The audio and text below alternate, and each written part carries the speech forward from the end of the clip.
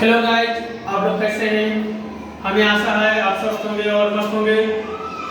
आप लोगों का एमकेवी एकेडमी में हार्दिक स्वागत करता हूं। आज हम लोग हाई स्कूल और 12 के बोर्ड परीक्षा के अनुसार आज एक महत्वपूर्ण टॉपिक पढ़ेंगे जो आपका हाई स्कूल में भी काम आएगा और 12 में भी काम आएगा। वो हमारा महत्वपूर्ण चैप्टर है कृषि। क्या है? कृषि, जो केवल 11 में, जो हाई स्कूल में केवल कृषि नाम से है और 12 में अर्थव्यवस्था में कृषि की चैप्टर के नाम से है। तो आज हम लोग जानेंगे कृषि की कृषि क्या है और इसकी विशेषताएं क्या हैं, साथ में इसकी समस्या क्या है और साथ में इसके प्रमुख कुछ फसल भी हम लोग जानेंगे। तो कृषि हम सभी लोग जानते हैं, आज मानव समय से जब इंसान के रूप में हम लोग आए तो पहले हाथ मानव के रूप में थे और धीरे धीरे हम लोग अपना विकास किए और विकास करने के बाद हम लोग अपने खाने पीने के लिए और खाद्यान्न की पूर्ति के लिए कुछ न कुछ कार्य करना शुरुआत किया। तो कृषि से हमारा तात्पर्य है भूमि को जोतने और उसमें विज्ञान तथा कला से है। यानी कि कृषि का तात्पर्य ये कहा जाए सीधे सीधे कि भूमि को जोतने की कला व विज्ञान जो है वही हमारा क्या है? कृषि है। यानी कृषि को हम शॉर्टकट में जाने कि भूमि को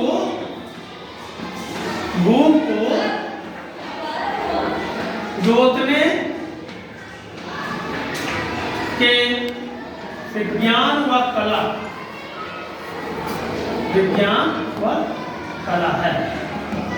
यानी भूमि को जोतने के विज्ञान व क्या है? कला है। तो कहने का मतलब है कि जब मनुष्य अपना विकास किया तो उसको खाने पीने की, जैसे इंसान हुआ तो हम पहले कच्चा कंदमूल फल खाते थे, लेकिन धीरे धीरे क्या हुआ, हम लोगों को खेती का विज्ञान हुआ तो भूमि को जोतकर गोड़कर आदि से उसमें हम फसल उगाना शुरू किए और फसल उगाकर अपना हम खाद्यान्न किए और जो हमारा बचा उसको हम बेचकर उत्पाद को और फिर अपने आर्थिक विकास को हम लोग लगा लिए। तो ये हमारा है कृषि। कृषि की विशेषताएं क्या है? कृषि की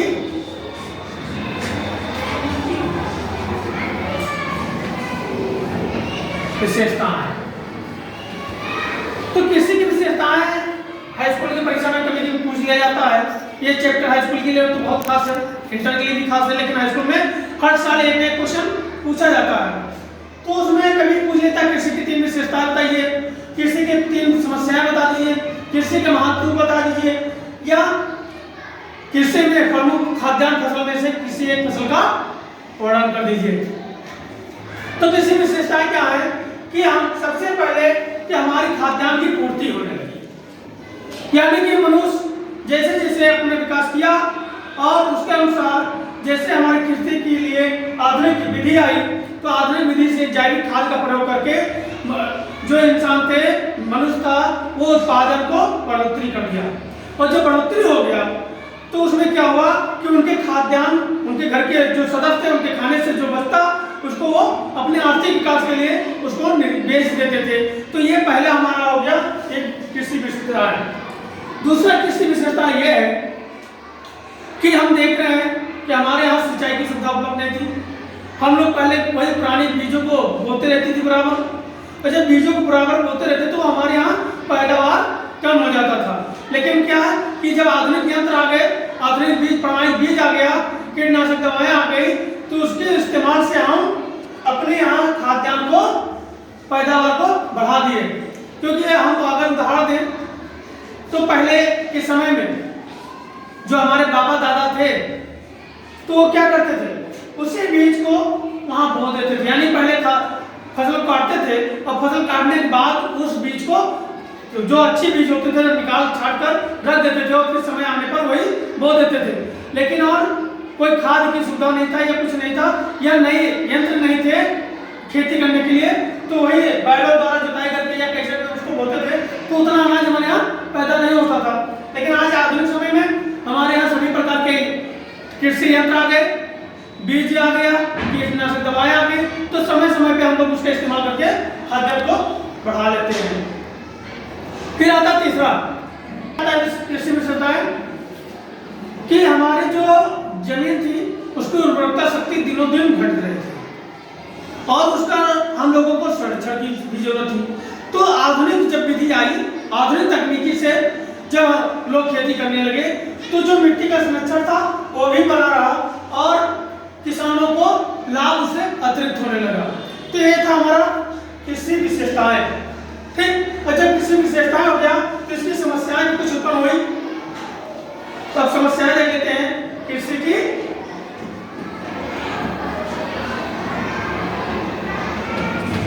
समस्याएं क्या देखेंगे? कृषि की समस्याएं। पहला समस्या हमारा आया जनसंख्या वृद्धि। जन वृद्धि से कृषि क्षेत्र कम यानी पहला क्या है, जो हमारा जन वृद्धि हुआ और जन वृद्धि से क्या हुआ, कृषि क्षेत्र कम हो गया। ठीक, क्यों, कैसे कम हो गया? जैसे अगर हम उदाहरण दें कि एक ये है और एक के पास एक घर बना हुआ है, 2 कमरे का घर बना हुआ है, लेकिन इनके 2 बेटे या 3 बेटे, जो भी आप मान लें, 3 बेटे हो जाते हैं, तो 3 बेटों के लिए 3 घर की आवश्यकता पड़ेगी। और जब 3 घर की आवश्यकता पड़ी तो जो 5 बीघा इनके पास जमीन था एक, तो 5 बीघा में से कुछ जमीन निकाल लेंगे घर बनाने के लिए। क्या करेंगे? 5 बीघा में से कुछ जमीन निकाल लेंगे घर बनाने के लिए। तो उसमें क्या होता है, जब कुछ जमीन निकालिए घर बनाने के लिए, तो हमारा कृषि क्षेत्र कम हो गया। साथ में जब यहाँ पे घर के लिए निकाला, साथ में जब परिवार और बढ़ा, तो कृषि क्षेत्र में हम लोग और फैलाव किए, तो हमारे यहाँ कृषि क्षेत्र क्या हो जाता है, कम। यह हमारी सबसे बड़ी समस्या। और जब एक कम हो गया तो दूसरा हमारा कमी आ गया कच्चे माल में, कच्चा माल में कमी। यानी जब कृषि क्षेत्र हमारा कम होने लगा, कृषि काम कम होने लगा, तो हमारा जो कच्चा माल था वो भी कच्चा माल, जैसे हम गन्ना को उधार लेते हैं, कपास को उधार लेते हैं, जो ये हमारा कच्चा माल होता है, और यही खेती करके हम इसको ले जाकर फैक्ट्रियों में वहाँ पे देते हैं और वहाँ से गुड़ और चीनी का निर्माण होता है, साथ में इथेनॉल, शराब आदि के अल्कोहल का प्रयोग होता है और निर्माण होता है। तो ये हमारी दूसरी समस्या आ गई, कच्चा माल में कमी। आता है निरंतर खेती करने से, निरंतर कृषि का ये भी एक समस्या है। निरंतर कृषि का मतलब जब हम लगातार उस क्षेत्र में कुछ खेती करते रहते हैं, जिससे हमारे उत्पादन में कमी आ जाती है, क्योंकि हमारी जनसंख्या के हिसाब से हम जो भूमि है उस पर हम खेती कर रहे हैं और खेती से जो भी हमारा आ रहा है, लेकिन उसमें किसी प्रकार का बढ़ाव यानी बढ़ोतरी नहीं हो रहा है। और क्यों नहीं हो रहा है? क्योंकि लगातार उसी खेती में फसलों बोने से जो भूमि की उर्वरा शक्ति है या जो हम रासायनिक खादों का उपयोग किए हैं, उससे हमारे भूमि को नुकसान पहुंचा है, जिससे हमारे उत्पादन में कमी आ जाती है, जो खाद्यान्न की समस्या पनप जाती है। तो ये हमारी थी कृषि कार्य की समस्याएं। ठीक है, तो ये हमको मतलब आपको हेडिंग लिखकर मैंने बता दे रहा हूँ, और वैसे अगर लिखने लगेंगे तो समय ज्यादा लग जाएगा। तो ये आपको समझ में आ गया होगा। अब हम कृषि के महत्व देखेंगे।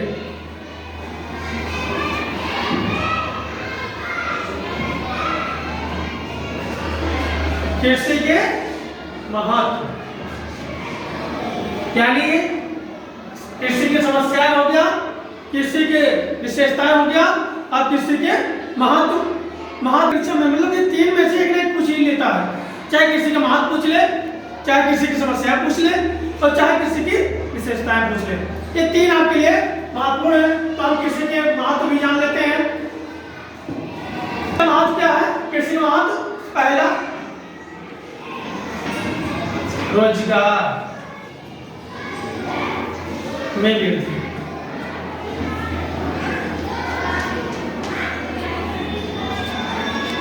राष्ट्रीय आय में योगदान, राष्ट्रीय आय में योगदान,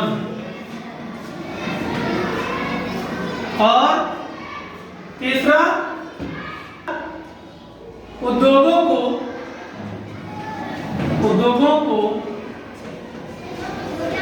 कच्चा माल उपलब्ध कराना, ठीक है। उद्योगों को क्या है? कच्चा माल उपलब्ध कराना।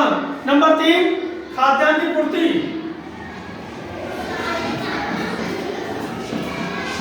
खाद्यान्न की पूर्ति।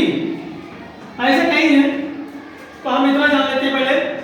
रोजगार में वृद्धि, हम जानते हैं कि हमारा भारत कृषि प्रधान देश है, और इस कृषि प्रधान देश में अधिकतर लोग गांव में निवास करते हैं, और उनका जीविकोपार्जन जो है वो कृषि से ही होता है, जो प्राथमिक क्रियाओं में आता है। और भारत के लगभग 67% लोग, कितने? 67% लोग कृषि पर ही निर्भर है, और जिससे उनको रोजगार उपलब्ध है। बाकी जो और लोग बचे वो द्वितीय और तृतीय कार्यक्रम में लगे हुए हैं, तो यह इसका मतलब कि रोजगार में वृद्धि होता है। दूसरा राष्ट्रीय आय में योगदान, जब 67% लोग यहाँ से काम कर रहे हैं, रोजगार यहाँ से प्राप्त है, और कृषि से ही लगभग एक तिहाई जो आय होता है आर्थिक, तो ये राष्ट्रीय आय में योगदान देते हैं, ठीक है। इसके बाद आता है उद्योगों को कच्चा माल उपलब्ध कराना, यानी जो लोग यहाँ पे खेती करते हैं, खेती से अपने आर्थिक विकास के लिए कच्चे मालों का उत्पादन करते हैं, और वो कच्चा माल क्या करते हैं? उद्योगों को यानी फैक्ट्रियों को उपलब्ध कराते हैं। जैसे चीनी मिल, तो चीनी मिल क्या है? वो फैक्ट्री है, और हम गन्ना हमारा कच्चा माल है, हम उसको ले जाकर फैक्ट्री को देते हैं, वहाँ से गुड़ का निर्माण कराते हैं, वहाँ से चीनी का निर्माण होता है, एल्कोहल का निर्माण होता है। तो ये उद्योगों को हम क्या करते हैं? कच्चा माल उपलब्ध कराते हैं। ऐसे चाय, कहवा, काफी इत्यादि ये सब है। फिर खाद्यान्न की पूर्ति, कृषि का महत्व क्या है? खाद्यान्न की पूर्ति, क्योंकि पहले खाद्यान्न की बहुत बड़ी समस्या हुआ करती थी, लेकिन जैसे जैसे आधुनिक यंत्र आए, और आधुनिक यंत्रों से, आधुनिक बीजों से जैसे जैसे हमारी वैज्ञानिक तकनीकी बढ़ी, तो वैज्ञानिक तकनीकी की वजह से हमारे यहाँ खाद्यान्न जो था उसमें बढ़ोतरी हो गया, और जब खाद्यान्न की बढ़ोतरी हुई तो उसमें हमको खाद्यान्न की पूर्ति होने लगी, जिससे हमारे देश में भुखमरी की समस्या कुछ हद तक सॉल्व हो गई। तो ये हमारा क्या था? कृषि के महत्व थे। अब आता है कृषि में खाद्यान्न फसल में से कोई एक फसल की व्याख्या, तो हम गेहूं, चावल, साथ में दलहन, दालें, गरम मसाले या तिलहन, साथ में बहुत सारे ऐसे बाहर आते हैं, मोटा अनाज में ज्वार, बाजरा, रागी, तो आपके उसमें क्या कहते हैं? कृषि के अंतर्गत आते हैं, और कृषि में ही उगाया जाता है। लेकिन कभी कभी पूछ लेता है कि चावल या गेहूं की भौगोलिक दशाएं बताइए, या पूछ लेता धान की खेती करने के लिए भौगोलिक दशाएं बताइए, या पूछ लिया किसी खाद्यान्न के बारे में वर्णन करिए। तो उसके लिए आपको क्या करना है? केवल मुख्य चीजें याद रखना है। जैसे मैं गेहूं और चावल की बात करता हूं, तो गेहूं या चावल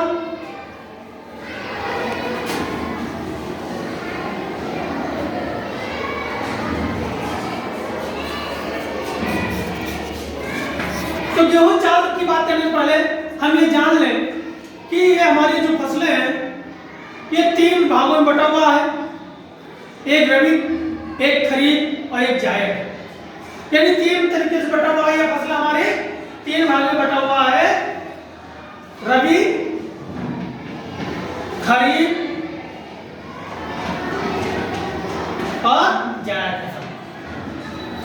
ये 3 उसमें बटा हुआ है, ठीक है। तो रबी फसल ये आपके नवंबर दिसंबर में बोया जाता है, मार्च अप्रैल में काटा जाता है, जिसमें गेहूं, ये फसल को हम कितने भागों में बांटे हैं? 3 भागों में, रबी, खरीफ और जायद। तो रबी फसल गेहूं, चना, यानी जो हम लोग इधर अक्टूबर से लेकर दिसंबर के बीच में जो बोते हैं वो हमारा क्या होता है? रबी होता है। खरीफ फसल जो हम लोग जून जुलाई में बोते हैं वो हमारी खरीफ फसल होता है, जैसे धान, मक्का इत्यादि फसल आते हैं। जायद यानी जो हम लोग अप्रैल में बोते हैं, हरी सब्जियां यानी पानीदार वाले फल जो हमारे होते हैं, हरी सब्जियां होती है, वो जायद फसल में आता है। ठीक है, तो हम ये दोनों फसल के साथ में लेके चलते हैं, रबी और खरीफ, यानी गेहूं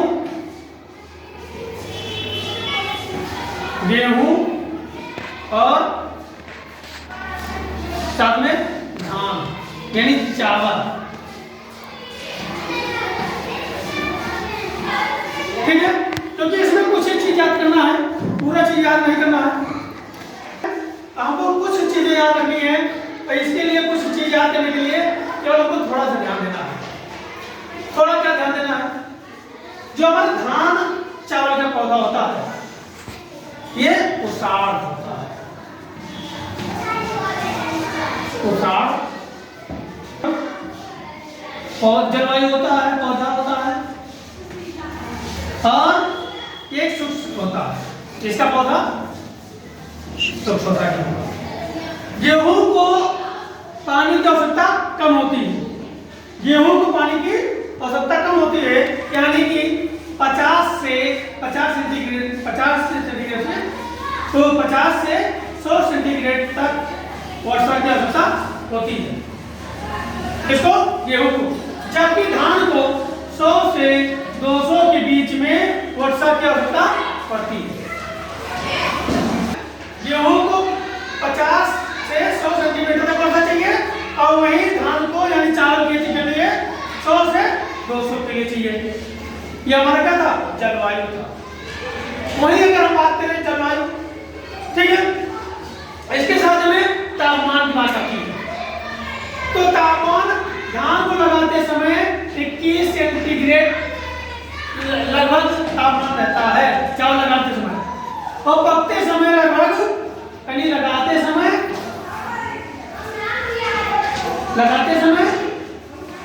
और पकते समय कितना होता है? लगभग 22 सेंटीग्रेड तापमान होता है। वही हम धान गेहूं की बात करें तो जब हम बोलते हैं इसको तो ये हमारा तापमान 16-17 सेंटीग्रेड रहता है, 16-17 सेंटीग्रेड लगभग रहता है। जब ये फसल तैयार होता है तो फसल तैयार होने में 24-25 सेंटीग्रेड लगभग तापमान होता है पकने के लिए गेहूं। तो आपको याद क्या करना है? गेहूं फसल हमारा शुष्क पौधा है, जिसको बोते समय लगभग 16 डिग्री सेल्सियस की जरूरत पड़ती है, और इसमें पानी के लिए लगभग 50 से 100 सेंटीमीटर की वर्षा की जरूरत होती है। वहीं धान की अगर बात करें हम तो धान एक उष्ण जलवायु पौधा है, और ये 100 से 200 सेंटीमीटर इसको जल की आवश्यकता होती है, और इसका जो तापमान है तो 21 डिग्री लगभग लगाते समय रहता है, जो पकते समय लगभग 22 डिग्री हो जाता है, बीच में 24 भी आता है। तो ये हमारा क्या है? ये धान की बात हो गई। और साथ में भूमि पर यानी मिट्टी पर, इसको हम लोग कर देते हैं धान के फसल के लिए। तो मिट्टी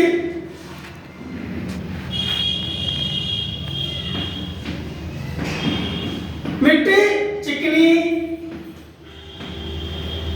दोमट, बलुई यानी सभी प्रकार की मिट्टी पर ये हमारा रबी फसल हो जाता है। खरीफ फसल हमारा जलोढ़ मिट्टी,